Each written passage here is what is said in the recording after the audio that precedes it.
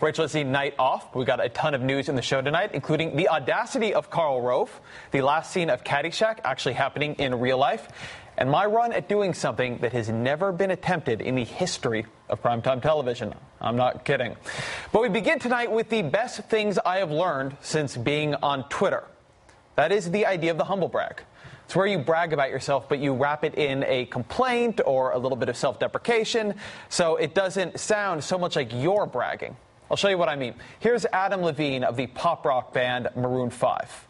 He writes, or tweets, "Wow, we got mobbed at the airport. I think they thought we were Justin Bieber." See, we got mobbed at the airport. Brag, we're so popular.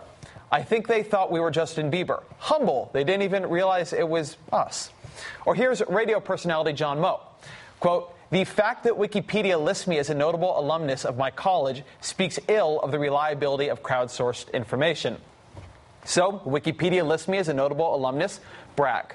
That speaks ill of Wikipedia. Humble. The greatest of all humble braggers, however, has got to be reality TV person Tila Tequila. She tweets, "Man, this is so unfair. Why did the Lambo dealership not tell me I'd get pulled over at least once a week in this car? Time for a Corolla, lol." Lambo, by the way, means Lamborghini. She hates her Lamborghini because it looks so fast that police are always pulling her over. Life is tough in a Lambo. Now, earlier today in Cleveland, Ohio, President Obama gave his speech that his campaign said was meant to reframe the election. And it began with what I would call a humble jab. Over the next 5 months, this election will take many twists and many turns. Polls will go up and polls will go down. There will be no shortage of gaffes and controversies that keep both campaigns busy and give the press something to write about. So, reminder, a humble brag is a boast wrapped in self-deprecation. A humble jab is an attack wrapped in self-deprecation. And that was kind of an attack on the media that the president feels has become so gaffe-obsessed it's lost sight of what this campaign is really about, wrapped in a joke about how he made a gaffe. And you know what? Jab well taken. He's right. We in the media have gotten a bit gaffe-obsessed. Meanwhile, in Cincinnati, Ohio, Mitt Romney was giving a speech trying to reframe the president's speech that was in turn trying to reframe the campaign. It was all a little meta. You may have heard that President Obama is on the other side of the state, and he's going to be delivering a speech on the economy. He's doing that because he hasn't delivered a recovery for the economy. And he's going to be a person of eloquence as he describes his plans for making the economy better. But don't forget, he's been president for 3.5 years. And talk is cheap. That was Romney's line this afternoon. And it has been his line throughout this entire campaign. Obama might be a good speaker, a person of eloquence, in his not all that eloquent formulation. But the record shows he's not a good leader. Look at the economy. Look at the unemployment numbers. Look at the deficit. Don't listen to what President Obama says. He's too good of a talker. He'll trick you. Look at what he's done. Romney's line follows a conventional wisdom that elections are a referendum on the incumbent. Now, Obama's speech, if you read it closely, was an effort to subvert that dynamic, to change the conventional wisdom about who or what is really the incumbent here. The president argued that while Mitt Romney might be the challenger, the Republican policies of the kind Mitt Romney is proposing are, in a way, the incumbent, because they helped us get into this mess, and so they are at least partially responsible for the reality we're living in today. That's not actually a crazy play. According to a just-released Gallup poll, 68% of Americans think George W. Bush bears responsibility for the state of the economy. Only 52% say the same for Obama. Bush appears to get more blame than Obama. Which is why Obama said today we need to begin, quote, with an understanding of where we are and how we got here. We were told that huge tax cuts, especially for the wealthiest Americans, would lead to faster job growth. We were told that fewer regulations, especially for big financial institutions and corporations, would bring about widespread prosperity. We were told that it was okay to put 2 wars on the nation's credit card, that tax cuts would create enough growth to pay for themselves. That's what we were told. So how did this economic theory work out?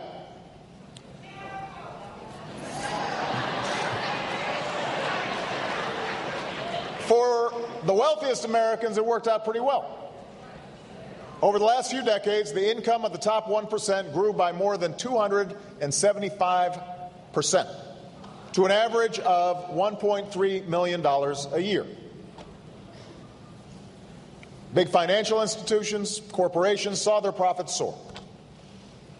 But prosperity never trickled down to the middle class. From 2001 to 2008, we had the slowest job growth in half a century. The typical family saw their incomes fall. And in the fall of 2008, it all came tumbling down, with a financial crisis that plunged the world into the worst economic crisis since the Great Depression. This history and Romney's continued espousal of some of these same policies made up the core of Obama's case against Romney today. Governor Romney and his allies in Congress believe deeply in the theory that we tried during the last decade. The theory that the best way to grow the economy is from the top down. So they maintain that if we eliminate most regulations, if we cut taxes by trillions of dollars, if we strip down government to national security and a few other basic functions, then the power of businesses to create jobs and prosperity will be unleashed, and that will automatically benefit us all. That's what they believe. This is their economic plan. It has been placed before Congress. Governor Romney has given speeches about it, and it's on his website. So that, Obama argued, is the real choice in this election. Romney might say Obama's policies haven't delivered a recovery quickly enough. But Romney's policies, Obama says, delivered the crisis in the first place. Now, one speech doesn't change an election. Probably doesn't even reframe it, and this one won't either. But the Obama campaign's line of attack does point to a difficulty for the Romney campaign in the coming months. Where can they show a sharp break with the policies of the Bush administration? Like the Bush administration, they support the permanent extension of the Bush tax cuts and want more tax cuts on top of that. Like the Bush administration, they emphasize the need for less regulation, including in the financial sector, which they think has been overly burdened by the Dodd-Frank reforms. Like the Bush administration, they've taken a very hawkish stance on foreign policy, with Romney relying on Bush advisors like John Bolton and saying the hard line he would take on Iran is a central difference between him and Obama. Like the Bush administration, their claim is that a government needs more of a CEO mindset, that a candidate who has spent much of his life in business understands the economy far better than one who has spent his time in public service. This is a question the Romney campaign is going to have to be ready to answer. How are you not just a retread of the Bush years? How is this not just back to the future? So far, they haven't quite come up with a good answer. Back in April, Alexandra Franceschi, a spokeswoman for the Republican National Committee, was asked this question on the Fernando Espuela show. How different is that concept from what were the policies of the Bush administration? And the reason I ask that is because there's some analysis now that is being published talking about the Bush years being the slowest period of job creation since those statistics were created. Is this a different program, or is this that program just updated? I think it's that program just updated. That program just updated. Now, Franceschi doesn't speak for the Romney campaign, but the Romney campaign is going to need a much better answer than that. Joining us now is Nicole Wallace, former communications director for the Bush administration and a senior advisor for the McCain-Palin campaign. She's also the author of It's Classified, which just came out in paperback, and a new mom. Nicole, it is great to see you, and congratulations on all these wonderful things. Thank you, and thanks for having me. I wish you were here in New York. You could have endured the madness of navigating your way through New York, not just on the presidential visit, but the Beeb is due in Rockefeller Plaza in the morning, and there are hundreds of people, probably thousands, camped out. So it's quite a night here at Rock Center. I'm happy to have missed that traffic. So Nicole, let's start here. What is the Romney's campaign's answer to this going to be? How is Romney going to separate his policy agenda from George W. Bush's? You've tied my brain in a knot about 6 different times in the last 9 minutes. And luckily for me, I write make-believe books, and I don't speak for the Romney campaign. But look, that is a fun and smart question. And I think on the left, it animates Barack Obama's coalition, not just the liberal base, but some of the people who've become a little disaffected with his record and his tone and his rhetoric. And I think the speech, I'm not a fan of reframing. I think another thing that they call it in Washington is changing the narrative. I think in reality, there are only a couple of opportunities in a presidential campaign to do that, and any given Wednesday isn't one of them. You can do it at your convention speech. You can do it in any one of your nationally televised debates, but you can't do it on a Wednesday at 3 o'clock in Ohio. So it's a good question, and it's a good line, and you should keep pushing it and see what the Romney campaign says.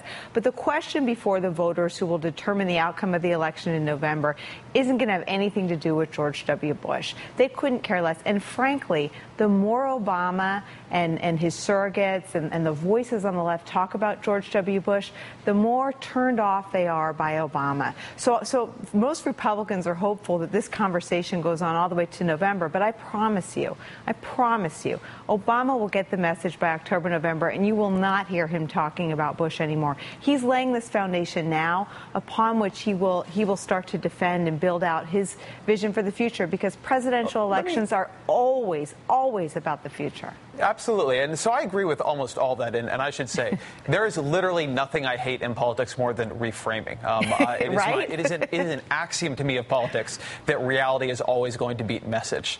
But I think it's a bit too quick to say that the Bush years won't be relevant here, because I think they won't be relevant if Mitt Romney is sort of able to say in a way people find persuasive, I have something new for you. I have something beyond just sort of tax cuts and deregulation, something you haven't heard before. What I guess I just haven't seen from them all that much of what is new. And to me, they have the Ryan plan, but they've yoked themselves, I think, as close as they want to get to that. And so you do have a bit of this kind of funny election. I mean, Barack Obama is in a tough spot because he's got to run on his record and the economy is rough and he has ways to defend it, but they're difficult. But Romney also somehow has to say, I have something that we haven't tried before, because in an election like this one where both sides are having a little bit of trouble telling the people this is why you should trust us for 4 more years, he's going to need an answer too. Oh, look, I agree with you. And what we didn't have in 2008 in any way, shape, or form was a real debate about economic policy, about traditional right-left economic philosophy, because both men were evaluated by the voters on their ability to navigate their way through a crisis. Our economy was in crisis, and so the voters were evaluating then Senator Obama and Senator McCain on their ability to navigate their way through that crisis. And the voters saw Obama as more steady in that economic crisis. But neither man had to lay out a vision for the future. We didn't have a normal economic policy debate the way we have in a presidential election that takes place not as the economy is collapsing around us. So, right. Remember, if you go back to 2008, people were afraid that they'd go to the ATM and nothing would come out. So we're going to have the first debate about economic policy in many elections, because in 2004, that was an election that was the first presidential election after 9/11. So we actually haven't seen this probably since President Clinton was running on the Democratic side. So we're going to have a debate in this country about whether certainty, whether tax relief, whether government. We're going to debate all these things, and voters are going to decide it. And Obama doesn't just have a record. He now has a record of statements. He's now passed a government stimulus that he did in a very partisan manner. He didn't take, and it was his prerogative. He'd won the election. He'd won decisively, and he chose to pass a stimulus plan that was very heavy on government spending. And that's one way to go about this. And a lot of people think that's the right way. Republicans don't. And the fight will be about whether the middle of the country thinks that's the right way. We will have you back to talk more about the stimulus and other things I'd love to talk about another time. But for now, Nicole Walsh, former communications director for the George Bush administration and a senior advisor to the McCain-Palin campaign, the author of It's Classified, now available in paperback. Congratulations on all your wonderful news, and thank you for being here tonight. Thanks so much. Have a great night. Vegas casino gazillionaire Sheldon Adelson famously gave Newt Gingrich millions to run for president. Newt Gingrich. Now, apparently, Mr. Adelson was just warming up for the main event. That is next.